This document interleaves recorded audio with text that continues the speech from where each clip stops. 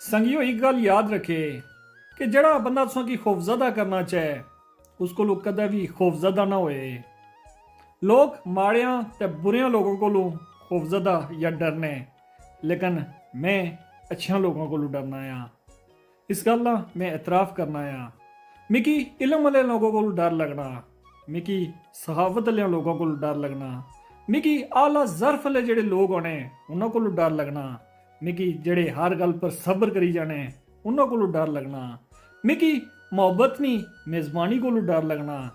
ते जेड़े लोग माड़े नाल बिला वजह और बिला मुफाद रखे मोहब्बत करने उन्होंने मोहब्बत को मिगी डर लगना आ।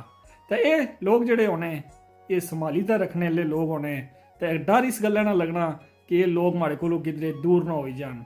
तो इन्होंने लोगों की खुश रखना चाहना है और मेरी जिंदगी ना ये मकसद भी आ कि ये जेड़े सारे लोग हैं अच्छे लोग इन्होंने मैं अटैच रहा।